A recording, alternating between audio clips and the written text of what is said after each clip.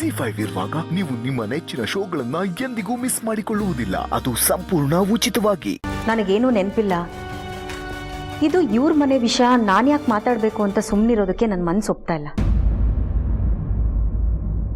ನನ್ನ ಮನಸ್ಸಲ್ಲಿರೋದನ್ನ ಹೇಳ್ಬಿಡ್ತೀನಿ.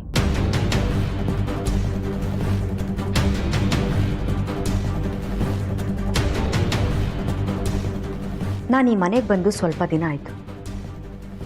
ನನಗೆ ನೀವೆಲ್ಲ ಯಾರು ಅಂತಾನೂ ನೆನಪಿಲ್ಲ. ನೀವೆಲ್ಲ ಹೇಳೋ ಪ್ರಕಾರ ನಾನು ನಿಮಗೆ ಹತ್ರದ ಸಂಬಂಧ ಅಂತ. ಆದರೆ ಲೀಲಂಗೂ ಈ ಮನೆಗೂ ಸಂಬಂಧನೇ ಇಲ್ಲ. ಅವಳು ಯಾವ ಜನ್ಮದಲ್ಲಿ ನನಗೆ ತಂಗಿ ಆಗಿದ್ಲೋ ಏನೋ. ಈ ಮನೆಗೆ ಬಂದಾಗಿಂದ ನನ್ನನ್ನು ತುಂಬ ಚೆನ್ನಾಗಿ ನೋಡ್ಕೋತಿದ್ದಾಳೆ.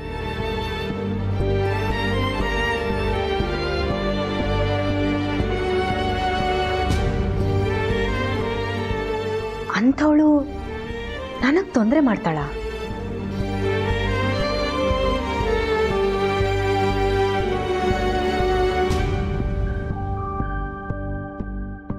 ನನಗೆ ಈ ಮನೇಲಿ ಇರೋಕೆ ಇಷ್ಟ ಇಲ್ಲದೆ ಮನೆ ಬಿಟ್ಟು ಹೋಗಬೇಕು ಅಂತ ನಿರ್ಧಾರ ಮಾಡಿದಾಗ ನನ್ನನ್ನು ತಡೆದು ನನಗೆ ಈ ಮನೆ ಏನಾಗಬೇಕು, ಈ ಮನೆಯವರೆಲ್ಲ ನನಗೇನಾಗಬೇಕು ಅಂತ ತಿಳಿಸಿ ಹೇಳಿದ್ದು ಇದೇ ಲೀಲಾ.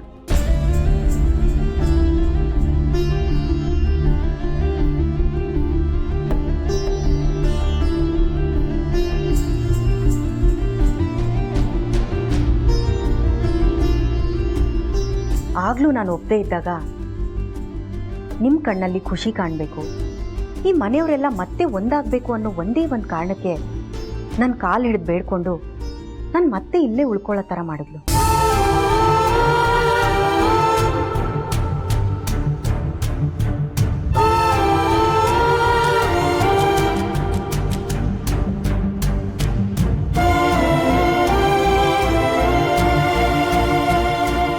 ನಾನು ಈ ಮನೇಲಿ ಉಳ್ಕೊಂಡಿದ್ದೀನಿ ಅಂದರೆ ಅದಕ್ಕೂ ಕಾರಣ ಲೀಲಾ.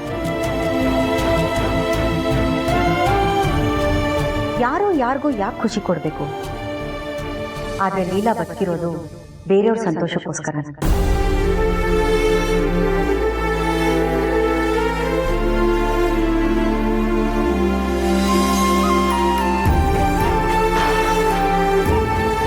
ಒಂದು ವೇಳೆ ಲೀಲಾ ಏನಾದರೂ ನನಗೆ ವಿಷ ಕೊಟ್ಟರೆ ನಾನು ಅದನ್ನು ಸಂತೋಷವಾಗಿ ಕುಡಿತೀನಿ.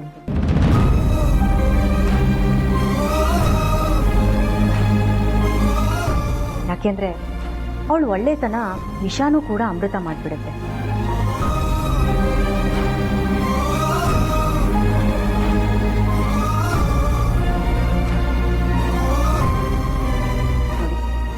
ಮೊದಲು ಲೀಲಾ ಮೇಲೆ ಆರೋಪ ಮಾಡೋದಕ್ಕಿಂತ ಮುಂಚೆ ಅವಳು ಎಂಥವಳು, ಅವಳ ಮನಸ್ಸು ಎಂಥದ್ದು ಅಂತ ತಿಳ್ಕೊಂಡು ಆರೋಪ ಮಾಡಿ.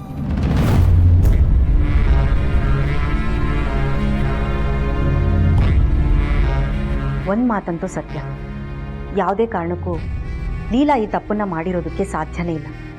ಅದನ್ನು ನಾನು ಒಪ್ಕೊಳ್ಳೋದು ಇಲ್ಲ.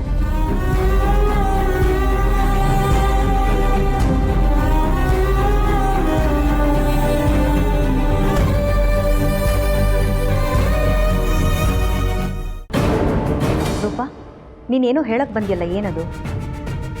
ಸರ್, ಒಂದ್ಸಲ ಇದನ್ನ ನೋಡಿ ಸರ್.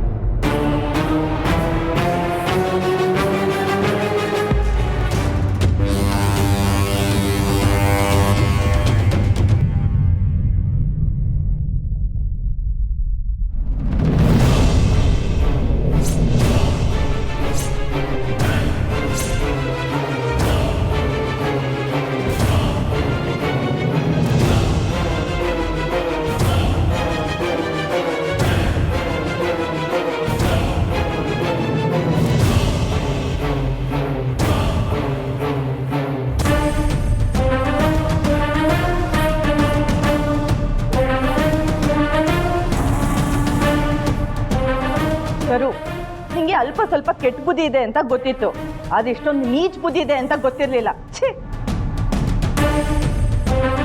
ಹಿಂದೆ ಮುಂದೆ ನೋಡದೆ ಕೆಲಸ ಮಾಡಿದ್ರೆ ಹೀಗೆ ಆಗೋದು.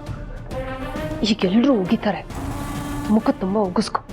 ನೀನು ಡಿಫೆಂಡ್ ಮಾಡ್ಕೋಬೇಡ.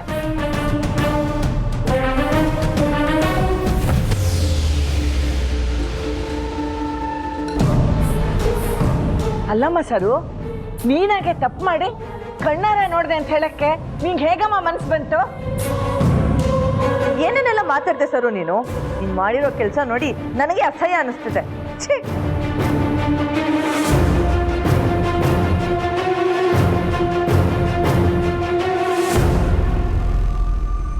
ನೀನ್ ಮಾಡಿರೋ ಕೆಲಸದಿಂದ ಏನಾದ್ರೂ ಹೆಚ್ಚು ಕಡಿಮೆ ಆಗಿದ್ದಿದ್ರೆ 2 ಜೀವ ಅಪಾಯಕ್ಕೆ ಸಿಕ್ಕಾಕೋತಿದ್ವು.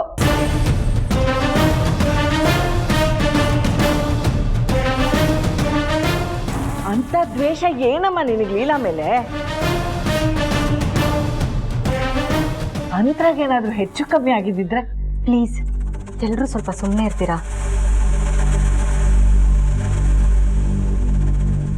ನನ್ನ ವಿಷಯಕ್ಕೆ ಯಾರೂ ಜಗಳ ಮಾಡೋದು ಬೇಡ. ನನಗೆ ಈ ಜಗಳ, ಬೈಗಳ, ಕೋಪ ಅಂದರೆ ತುಂಬಾ ಇರಿಟೇಟ್ ಆಗುತ್ತೆ. ಪ್ಲೀಸ್ ನಿಮ್ಮೆಲ್ರಿಗೂ ಕೈ ಮುಗಿದು ಕೇಳ್ಕೊತೀನಿ, ಇದನ್ನ ಇಲ್ಲಿಗೆ ಬಿಟ್ಬಿಡಿ.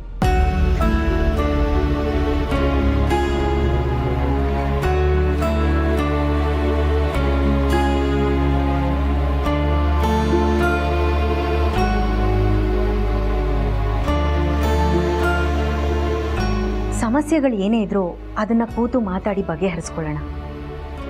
ಅದನ್ನ ಬಿಟ್ಟು ಈ ಜಗಳ ಎಲ್ಲ ಮಾಡೋದು ಬೇಡ. ಈ ಜಗಳದಿಂದ ನೋವೇ ಜಾಸ್ತಿ. ಆ ನೋವು ನನ್ನಿಂದ ಆಗಬಾರ್ದು.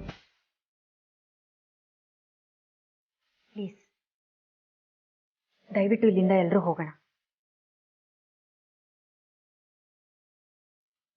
ZEE5 ಆಪ್ ಡೌನ್ಲೋಡ್ ಮಾಡಿ ಎಲ್ಲಾ ಸಂಚಿಕೆಗಳನ್ನು ಸಂಪೂರ್ಣ ಉಚಿತವಾಗಿ ನೋಡಿ.